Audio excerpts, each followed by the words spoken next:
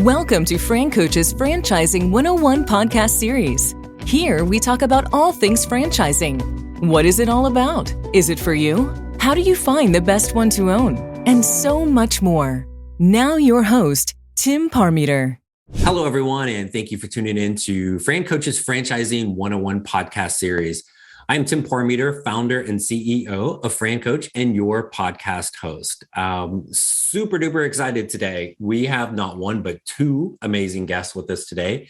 And they are from Entrepreneur Magazine and entrepreneur.com, which is, if you didn't already know, the absolute thought leader in all things entrepreneurial. And we're going to talk about a handful of things with them today, including just came out the 2022 Franchise 500 list that they've done for almost 50 years now. So we want to definitely hear about that and some other trends and kind of what's going on in the world of franchising. I am so excited. I'm going to skip the part of the podcast that talks about Fran Coach and how we help people find the best franchise to own with over 500 partners in 60 industries, which I only sort of skipped. So let's get to our guests. We have Ms. Liane Caruso and Jason Feifer from entrepreneur.com. Jason, Liane, how are you today? Great. Thanks for having us. Awesome. Thank you. Thanks for having me on again. Yeah, I was going to say, and for those of us that are watching, Liane is sporting some awesome Franchising 101 podcast merch and working her way towards that 5 Timers Club. So thanks for being back with us again today. Jason will hook you up, brother, after we'll see how you do first. And then we'll hook you up. See how we do. Right. So, no, I want to be able to earn it. I don't want to just be handed things. Absolutely. We got a bunch of things to talk to you about with the Franchise 500, Entrepreneur in general. Give us like the Reader's Digest version, not the dissertation version of, we've had Liane on before. So Jason, I'm totally putting you on the spot, brother. Give us a little scoop on you're the editor-in-chief of Entrepreneur. I am. But give us a little of your kind of background and what got you where you are. Oh, sure. Well, it's a long story that I'll try to do in 30 to 60 seconds. I came from newspapers. I was a newspaper guy and then made my way into magazines and bounced around for a while, not really sure of exactly what it was that I was passionate about writing about. And when I got to Entrepreneur, which was 2016, I think, 2015, everything just clicked. And the reason was because the thing that I love the most is talking to people who are willing to be open and vulnerable and show how they're thinking and be committed to the idea that sharing is of value. And I find that in entrepreneurs more than in any other group. Entrepreneurs are so open and they understand that the very nature of their work is to be running into constant challenges, so much so that they divorce themselves, or they at least aspire to divorce themselves from feeling any kind of personal responsibility for those challenges. They are just the challenges that we have to deal with. And so this community develops of people who are open about what those challenges are and they want to share solutions and they don't want to hide the hard stuff. And I love that. And I will be honest with you as we have a conversation about franchising. I didn't really know that much about franchising when I came into Entrepreneur. I mean, I understood what most people do, I think, which is that franchising is very popular in the food industry. That's usually where people see it.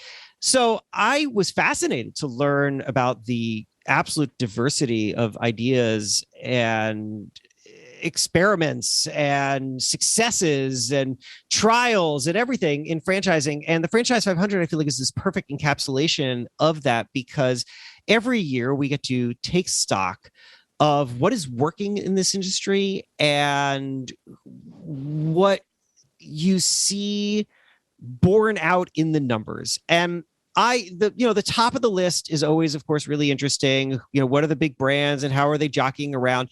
But to me, it's like the middle and the bottom of the list that I find almost the most interesting, because that's where you see really interesting new things come up and you see real inventiveness come up. I mean, like the the market for yard sign rentals exploded during the pandemic, and you can see that in our list. This is really fascinating stuff. And so I love how franchising is in some ways such a litmus test for the strength of an idea and the strength of execution. And I think that our list does a really nice job of every year tracking where those successes are. Yeah, absolutely. And it doesn't take long to look on the list where there's things people do know, but it doesn't take you long to get to the point where it's probably going to be something people are like, "Ooh, I didn't know that was a thing," right? Not to be the spoiler, but like you mentioned, people do tend to think of here franchising, they think of food, right? And at the top is one of them, right? That is going to be, I don't know, first 2 or 3 or 4 things people might think of when they hear the word franchising, right? But just the incredible range of things that are out there that could be a fantastic fit for somebody, and just the different stories behind that. Right? That's right. So, and once you start talking to those folks, you discover how interesting and complex what might seem like simple businesses are. One of my favorite things that we published in this issue is this little anecdote, which is we put together this little feature called Myth versus Reality. The idea was here are franchises, and here's the hump that they have to get over as they are trying to appeal to prospective franchisees, because the nature of their business communicates something that people assume about what they need to be in order to be a good franchisee, and that actually can be totally wrong. So my favorite example of this was from a brand called Happy Cat Hotel and Spa, where you would expect, right? You would expect that they would want cat lovers, and there are lots of cat lovers out there. And then you call them up and you say, well, what's the myth that you are always trying to challenge?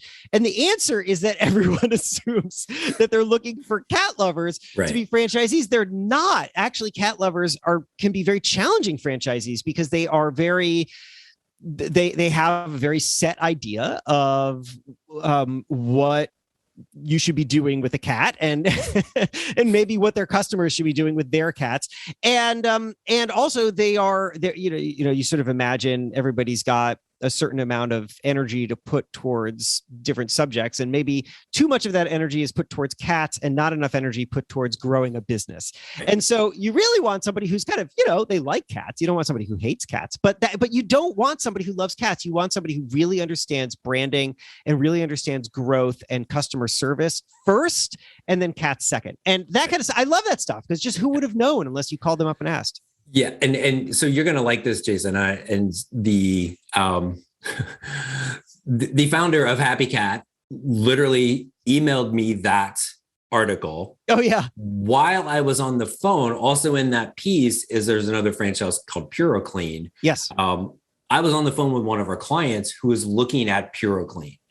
And her thing was she did not want to be like the one wading through, 2 feet of flood water or sewage or bio waste or whatever that they do as a cleanup.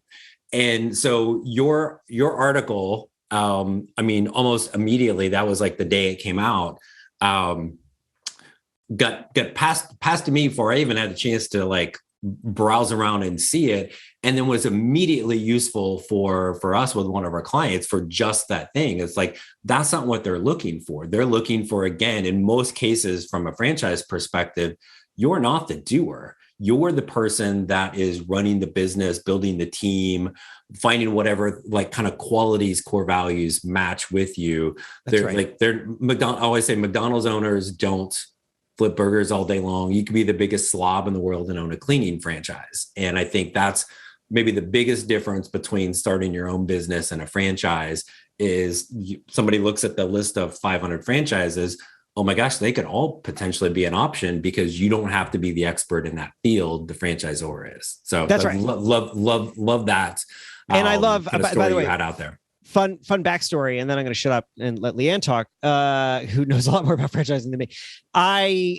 That story concept, the myth versus reality, actually came from PuroClean. So I'm glad you brought PuroClean up so that they can get the credit that they deserve. Liane and I were at a franchise convention in New York. Liane, you can fill in the actual name of it because I've forgotten.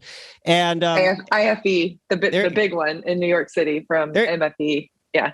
There you go. So we were there, and I got to chatting with somebody at PuroClean, and she told me this problem that so many of their prospective franchisees think that they have to be wading through dirty water at 2 a.m. And she's like, that's not it at all. Like, you don't do that. We have machines and you hire people to do that. And we want smart company builders. And I thought, I love that. And I bet that if PuroClean is having that problem, then other brands are having that problem too. And all you got to do is call around and suddenly there's a wealth of examples. Yeah. And then next thing you know, it's 98% of franchises have that exact same thing. Right. So without question. So Liane, we talked to you, I don't know, almost a year ago, right?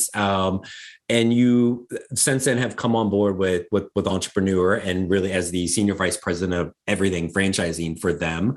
But what kind of got you excited about making this transition and being part of this amazing team?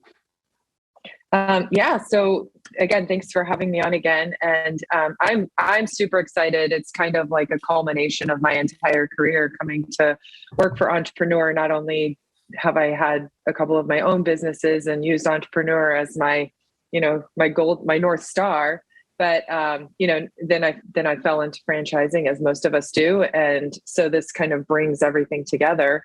We're really Entrepreneur working towards kind of evolving the franchise content and promotion and resources and education. We have a platform that I think we have so much opportunity to be the go-to for so many franchisors, potential franchisees, suppliers.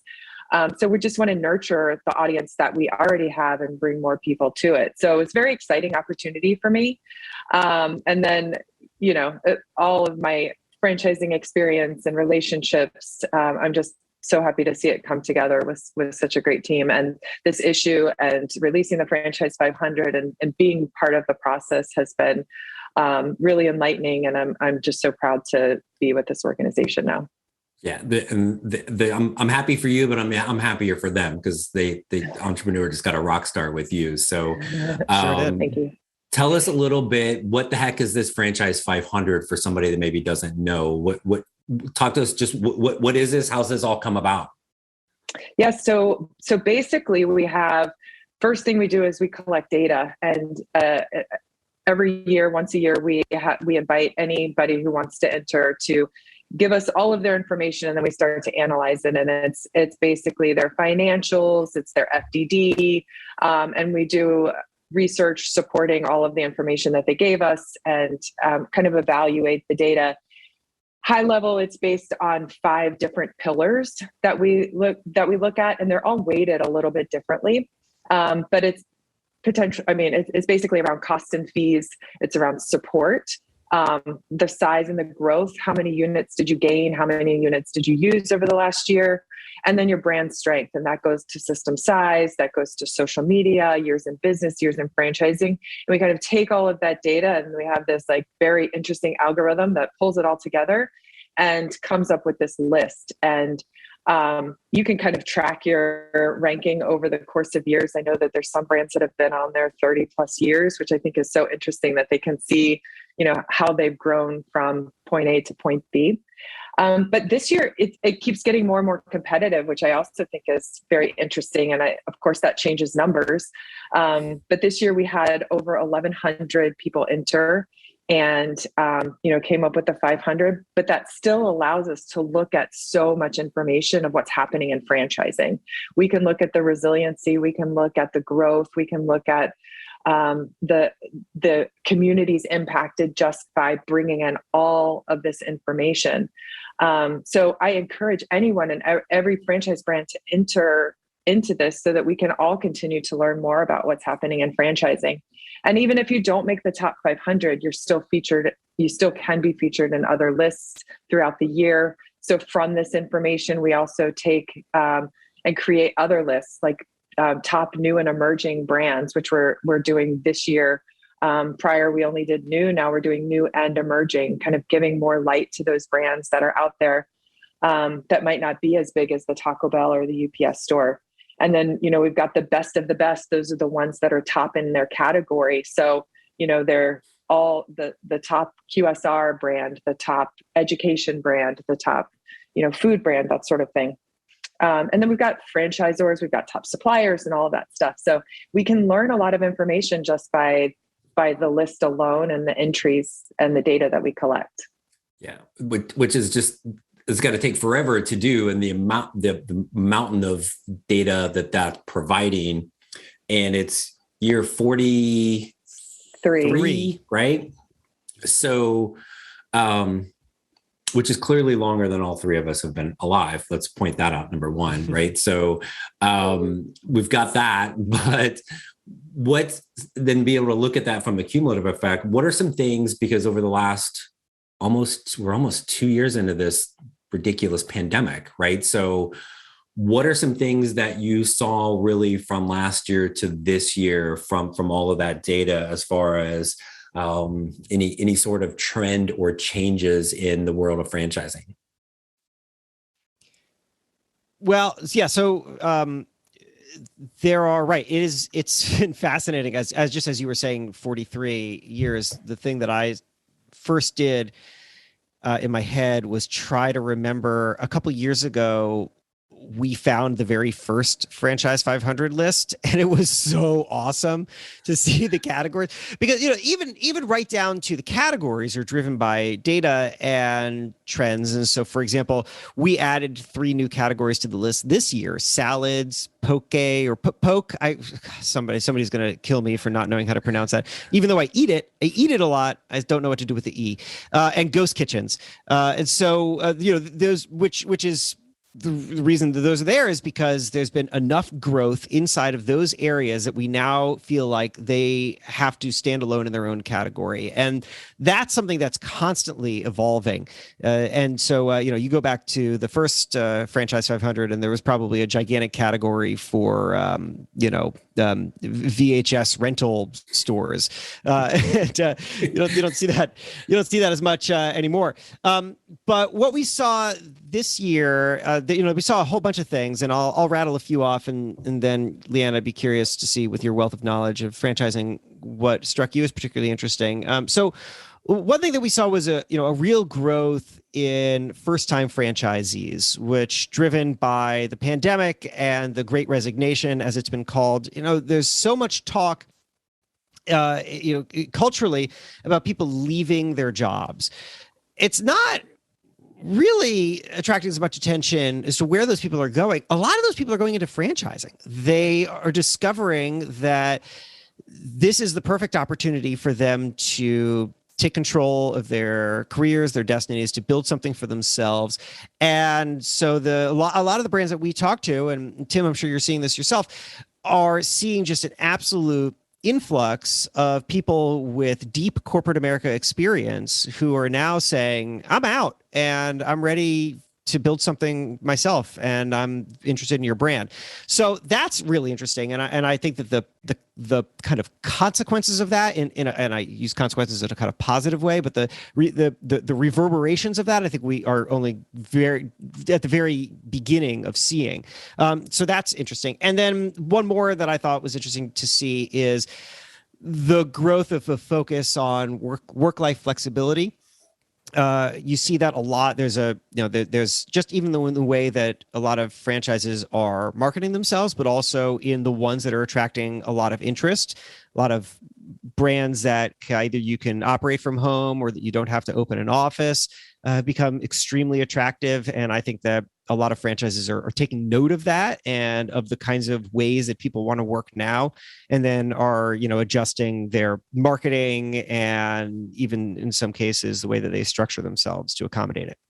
Yeah. I think after when everything first hit last March, April, right? And then we're at home and nobody, other than those of us who have worked at home, had no clue what to do and how to make that happen. And then I think what happened is people started to get used to that. And then it is the lifestyle, the flexibility, right? To, is it like maybe they're taking their kids to school or picking them up or doing those things. And it's like, then it's, well, now you need to come back to the office. And I think so many people are like, no, I don't, right? Yeah. There's got to be another way out there, right? And for all those, as you mentioned, like those seasoned corporate executives, there's a ton of those. There's also the category, and we've had a lot of here in the last year, is millennials and even whatever the heck's younger than millennials. Gen Z. Right. I'm so old, I don't even know what's before millennials, right? So those 20-year-olds that are, I always tell them they're 20 years ahead of my generation, and that they figured out in a few years what it took mine decades to figure out. Working for somebody else sometimes sucks, right? And maybe there's a better way to do it and find that opportunity within franchising, right? And what's super interesting about that subject too is that in the years past, I mean, it might have just been a year or two ago, we ran a piece in the Franchise 500 issue about how franchises are becoming more alert to the need to recruit younger franchisees with a particular focus on even Gen Z, because they're just in some cases entering the workforce, or they're just a few years in, but that doesn't mean that they can't become a great, franchisee of a small brand. And so just a couple of years ago, that's something that the industry was grappling with enough that it was something we felt like we needed to include and start a conversation with, or contribute to the conversation. And then flash forward just a couple of years into it. And what's the solution? In some ways, the solution was the pandemic, which interrupted the way that people thought about growing their careers. And I think a lot of young people, just the way that it happened during the Great Recession of 2008, 2009, a lot of young people are looking around, and maybe they saw their friends or their parents or their older siblings get laid off, and they said, the hell with that, right? Is there a better way? There's got to be a better way. And franchising turned out to be, for many people, that better way. Yeah, absolutely. Yeah, I would agree. And I've also heard a lot of stories on families buying franchises for generational growth and support, just making sure that, the parents will buy for the younger kids in an effort to, make sure that they're stable and they're secure, and then they can have a generation's worth of family business through franchising.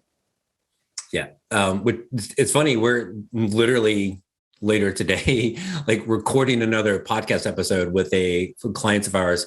It's father-son, and they're going to work at the son's just graduating college. Father was like literally is my age and was laid off, right, throughout all this. And the same thing, right? Didn't want to go back, was tired of doing that, knew there was something else. And then the idea of them doing it together, like just super cool, right? That they're able to build something for themselves. Eventually, dad will, go off to pasture or whatever as he gets a little older. And then he's got something for one of his boys to take over. And again, I think we're seeing that more. And the weird, I don't say benefit of the pandemic, but what happened is I just think people were able to reassess what's important to them, climbing that corporate ladder. And then you hit a ceiling.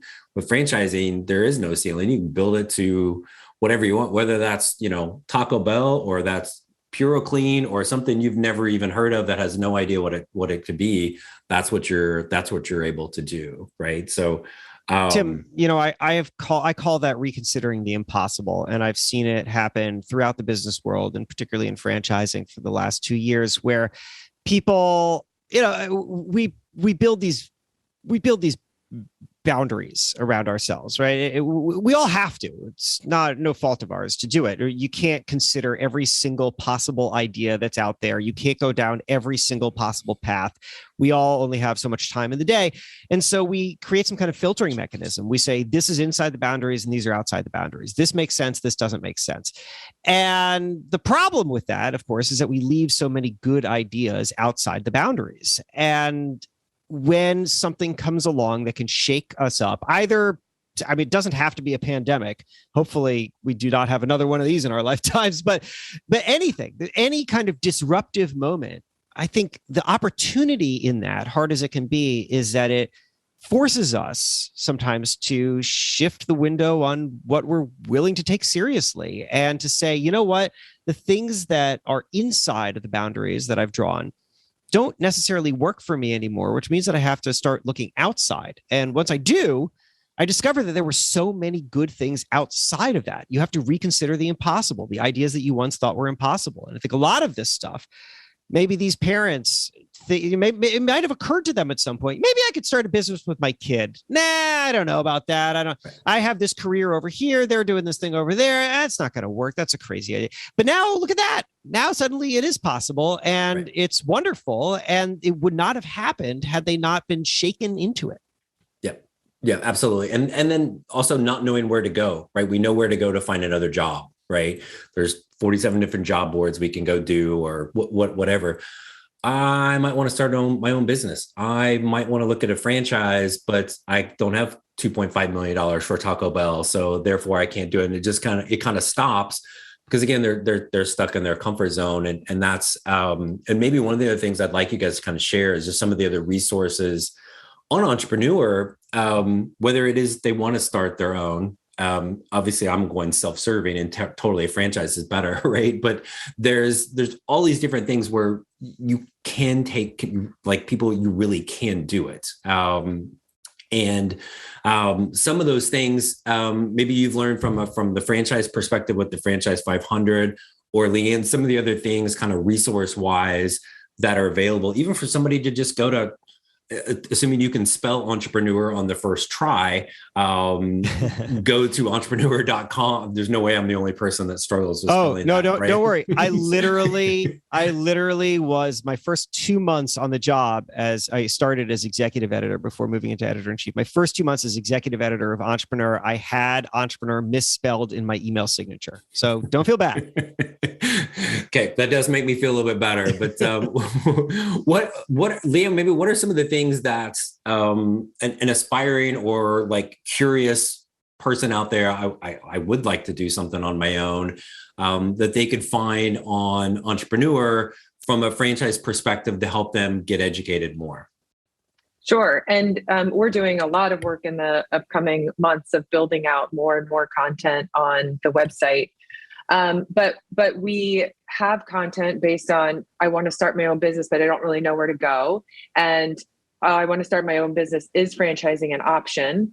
And then all of the different kind of steps throughout that journey. So like what to expect on a discovery day, what are my financial options? How much money am I going to make? Do I have to work in it day to day, or all the basics of franchising 101, if you will.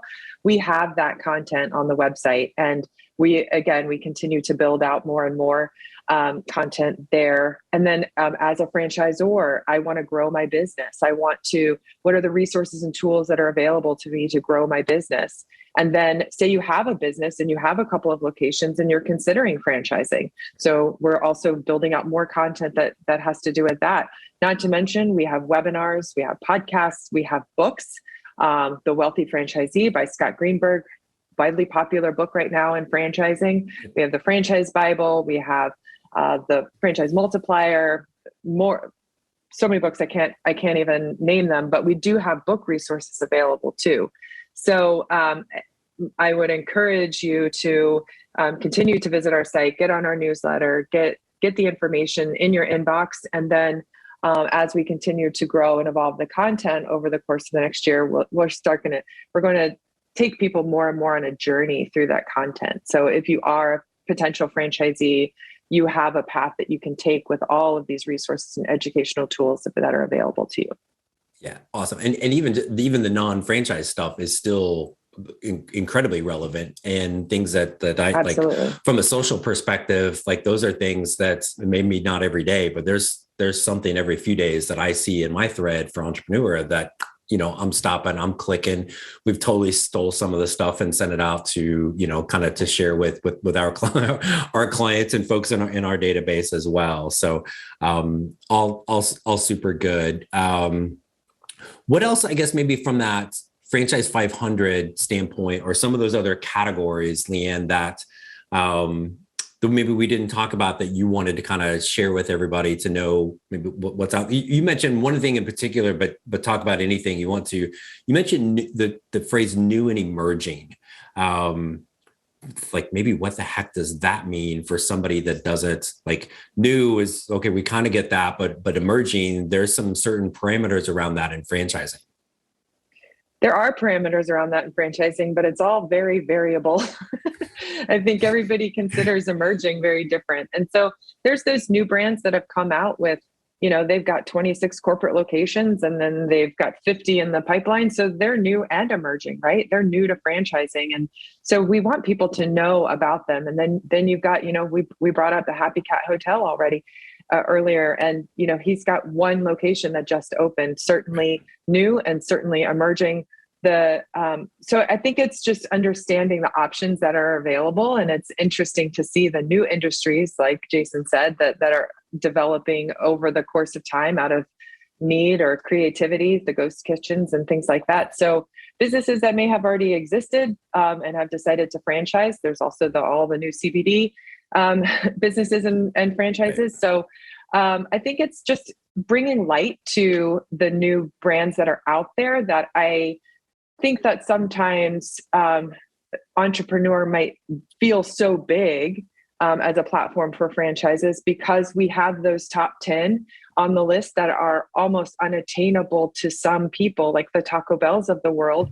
While it's a great brand, obviously number one, but it's the later part of the list that's very exciting. And I think to watch those grow and watch those brands kind of pave their path is really the cool part. And then those other 600 and some brands that didn't quite make the list, but they did submit, and watching them.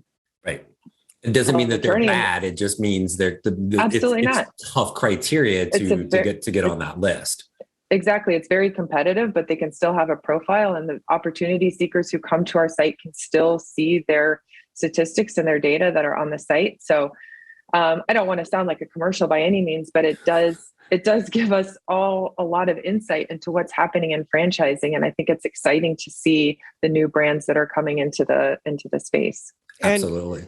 And you're right. You can't, most people are not going to be able to afford a Taco Bell location, but you have an opportunity by looking lower in the list to catch a wave, and a really interesting wave. You can time something right. One of the pieces that we ran in the issue, for example, was about the rise, which we're seeing pop onto the list already in small ways, but the prediction here is that it could get a lot larger, of restaurants that cater specifically to vegetarians and vegans. This is something that you're seeing show up it's important enough that the Taco Bells and the Burger Kings of the world are catering to it. They are making sure that kind of stuff is on their menu.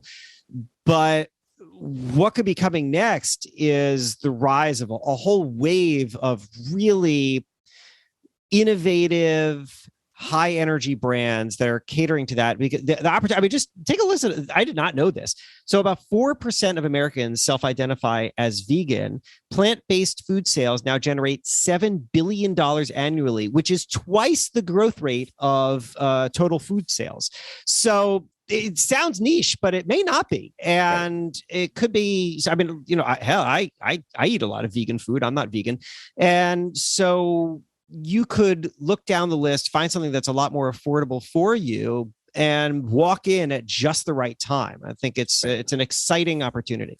Yeah. The one thing I always tell people is franchising is an incredibly personalized and individualized process. And one person may love the thought of being in something that's been around for 30 years. They've got several hundred locations.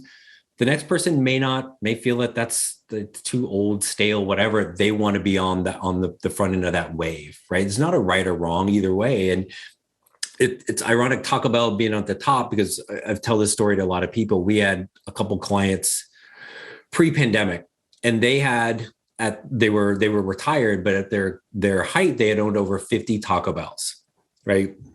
And then sold them off, which I'm sure they made a couple bucks off selling 50 Taco Bells, right? But when they started right out of college. They were college buddies. They had a carpet cleaning business. just the two of them. They were on the machines. They were doing everything. It started as small as humanly possible and then grew and expanded into something else and then something else. And then one Taco Bell turns into 50, right? So even if you look at that, man, that would be awesome to own 50 Taco Bells. Rarely does anybody start with their first venture. Let me do 50 Taco Bells, right? It's might be that carpet cleaning franchise. It might be the most obscure thing out there that's a great fit for you now. Grow it, build it, turn it into whatever. And again, maybe you end up owning Taco Bells or the vegan Taco Bell down the road, whatever that might be. So you guys have been awesome, man. Like, I think we could sit here and do this forever, but I'm sure you guys have like jobs and stuff you're supposed to do. Supposedly. And I'm gonna beg and plead and bribe you with some franchising 101 merch or something. But can we please get you guys back on? Because I know we got a whole slew of other things to be able to talk about. So can I put you on the spot and commit you to that? So sold. Absolutely. Perfect. All right. Liane just wants more merch. So I do. Cool. So I really thank you guys. Anything before I let you go and do your real gigs? Franchise 500, entrepreneur. I'm going to kind of just give you the floor. Anything else you'd like to share with everybody today about entrepreneur.com, about the Franchise 500? Yeah, I would love to say that we have all new social channels to add to your list to follow, and they're all at Franchise 500. So it's all things franchising. So on Facebook, LinkedIn, Instagram, Twitter, it's at Franchise 500. We also are, you'll see a franchise500.com website where we're going to start building out a lot of that content, like I mentioned. And say hi to us at all of the events coming up. We'll be at the franchise shows. We'll be at the MFB shows. We'll be at IFA, which I'm super excited about, to see everybody in person. So just look for a lot more coming from Entrepreneur. Awesome. And I will say a couple of years ago, I was invited to speak to a franchisee convention of Dream Vacations, which meant that it was on a cruise. And so I did the talk and it went well and everyone was very nice. And then I went to one of their parties a little bit later, and this woman sees me and comes running up with a copy of Entrepreneur. And she flips it open. This is like years old magazine.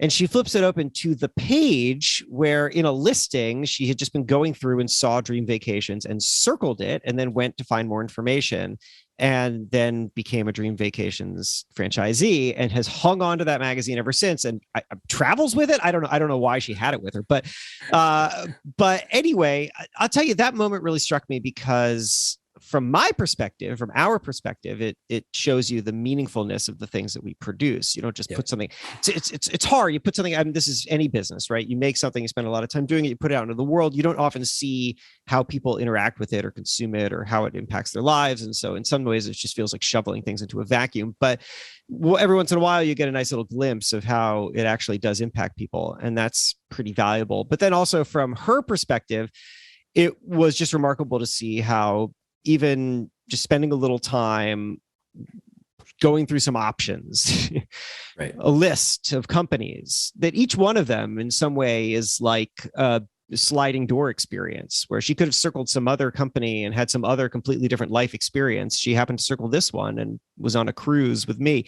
And that's so cool. And that's what I think the power of these kinds of things are, where there's a million potential paths in front of you. And Tim, like you said, it's a personal decision about which one to take, but what an exciting place to be at the beginning of that journey.